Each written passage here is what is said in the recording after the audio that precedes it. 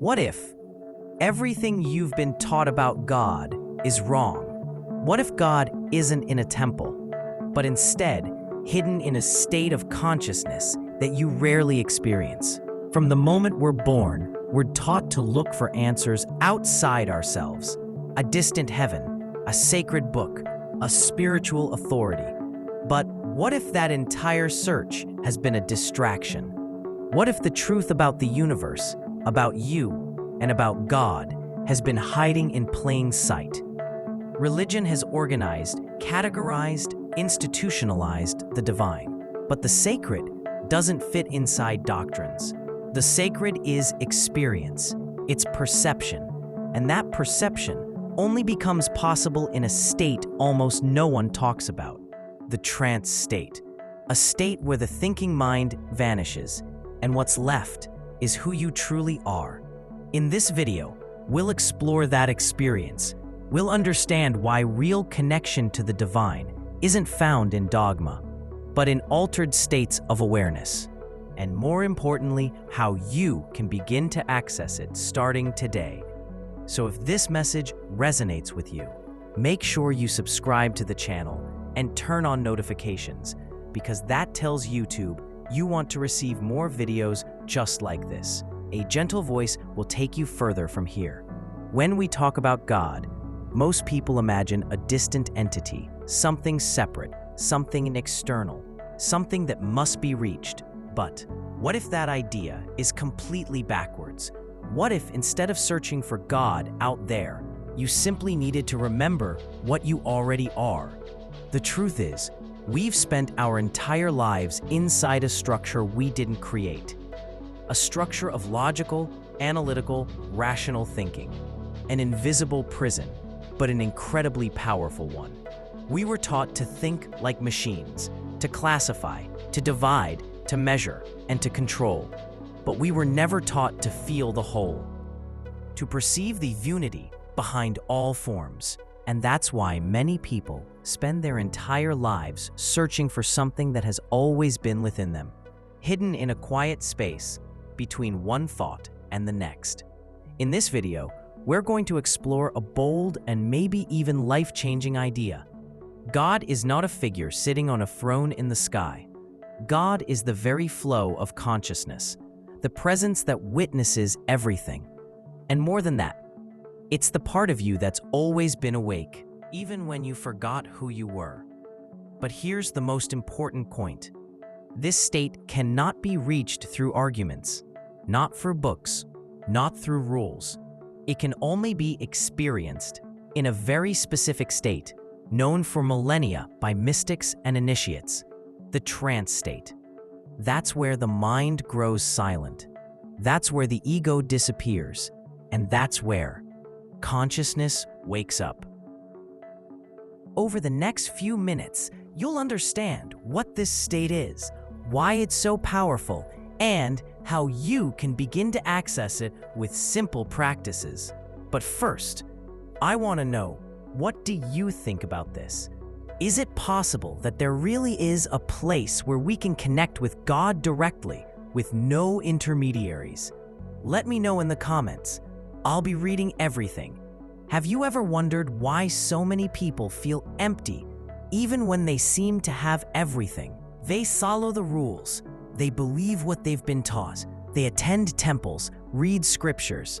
But deep inside, something still feels disconnected. That feeling isn't rare, and the truth is, there's a reason for it.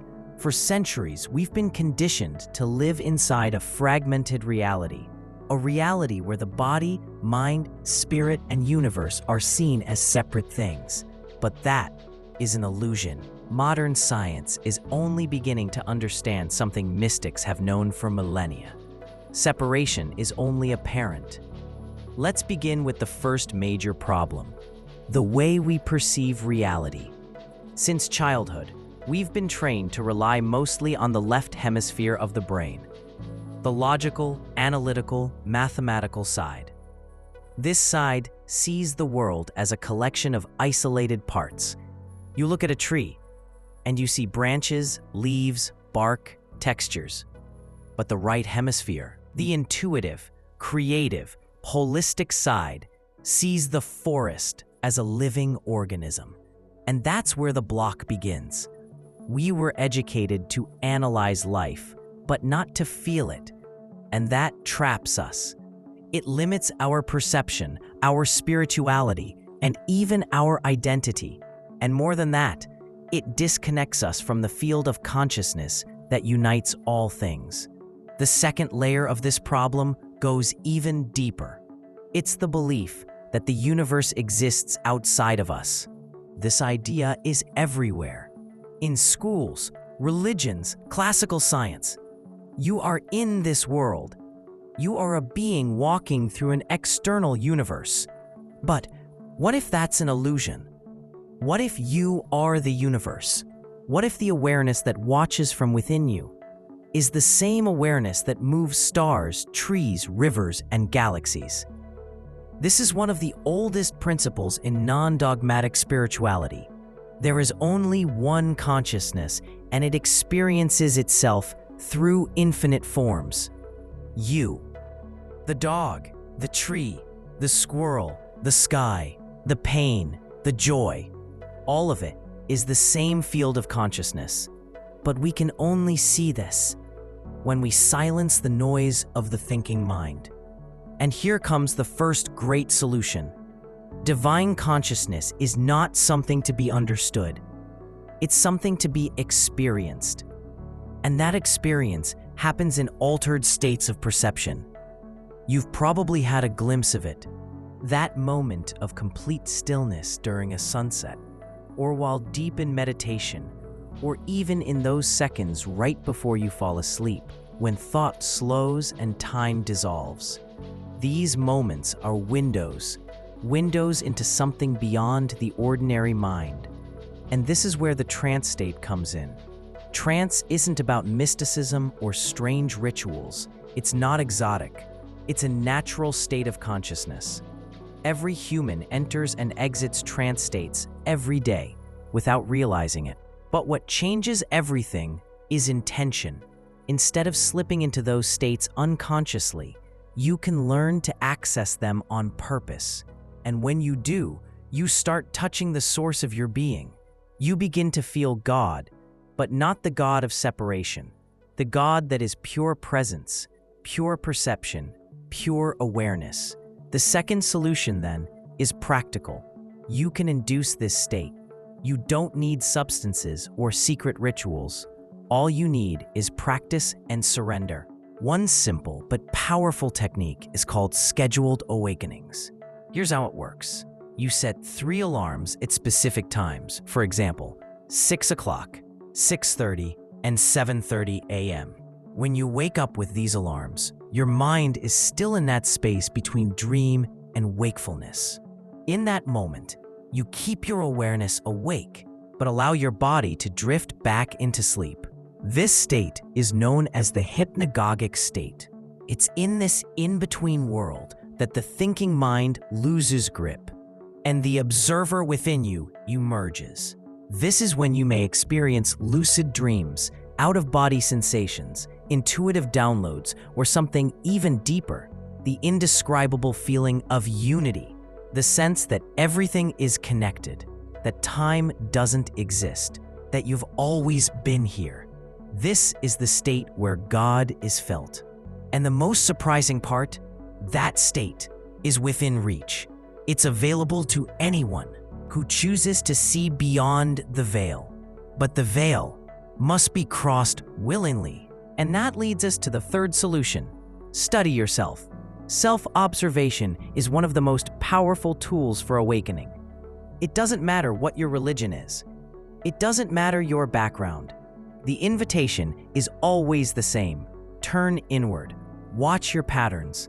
Understand how your mind works, and learn to silence the noise until all that remains is awareness.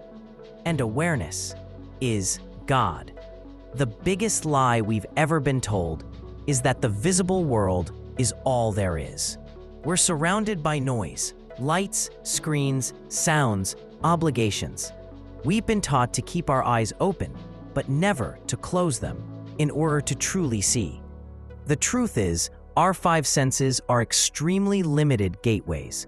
What you see is just a narrow band of the light spectrum. What you hear is a tiny fraction of the vibrations around you. And yet, most people live as if reality ends at what their senses can detect. But that's like thinking the entire ocean is made of foam.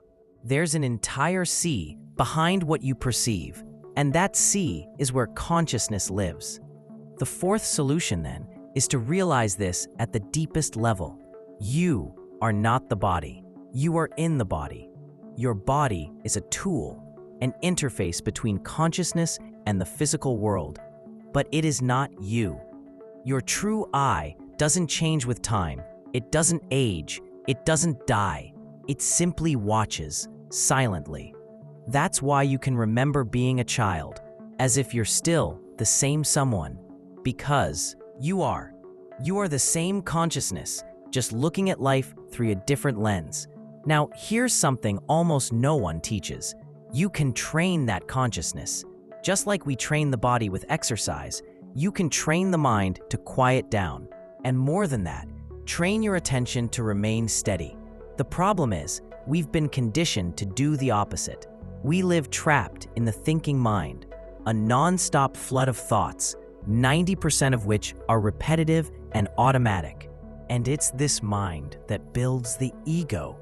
The ego creates a character, a name, a job, a social image, a reputation. But the ego is not your enemy. It's just a tool for navigation.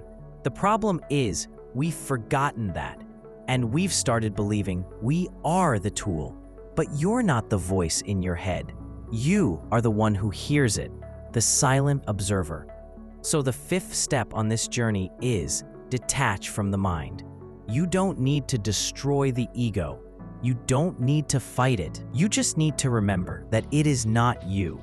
And that is one of the biggest portals to divine consciousness. Because where the ego ends, presence begins. And it is in that presence that God reveals itself. But this revelation isn't lightning in the sky. It's not a flashing light in the dark. It's something far more subtle. It's a void full of everything, a silence rich with meaning, a state where there are no more questions because everything is an answer. Now, you may be wondering, why isn't this taught in schools? Why is it so hidden?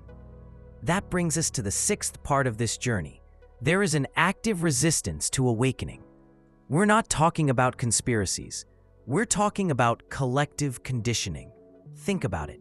A conscious human doesn't consume like an unconscious one. They don't obey blindly.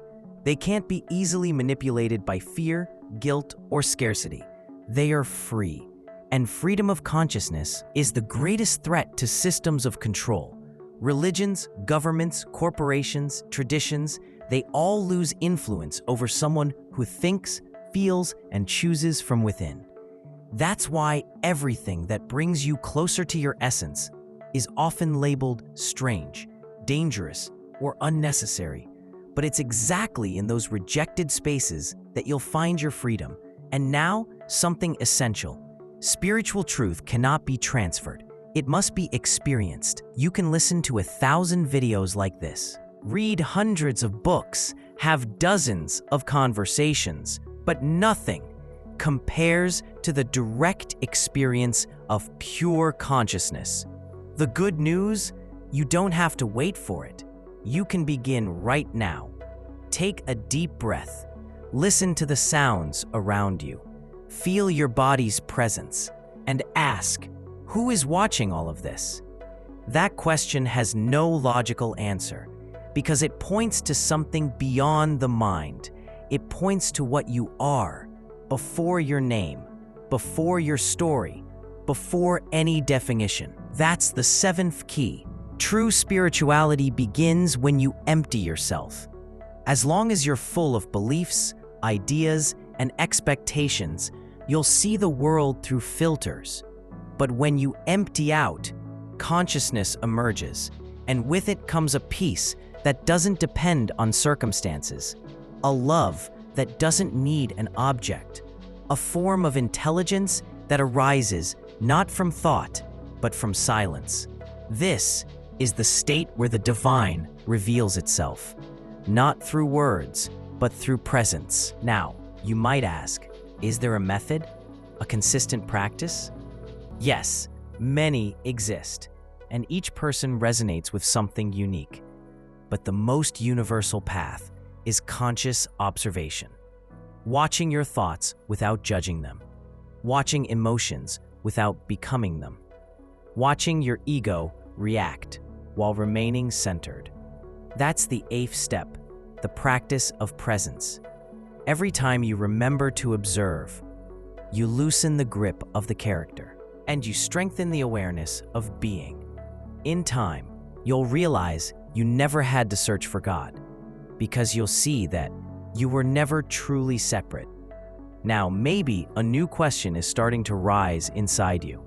If all of this is true, if there really is an infinite consciousness behind everything, who's shaping our perception of it? Why do we live distracted? Why do so many people stay asleep, even when truth is right in front of them? Is it possible the human mind is constantly being programmed? Are there forces invested in keeping you away from yourself? This journey isn't over. And if you've made it this far, something in you has already awakened. Now, it's time to go deeper, to look even further within. So, watch the next video that's about to appear for you. It might show you something no one else ever dared to say. Thanks for watching. I'll see you in the next video.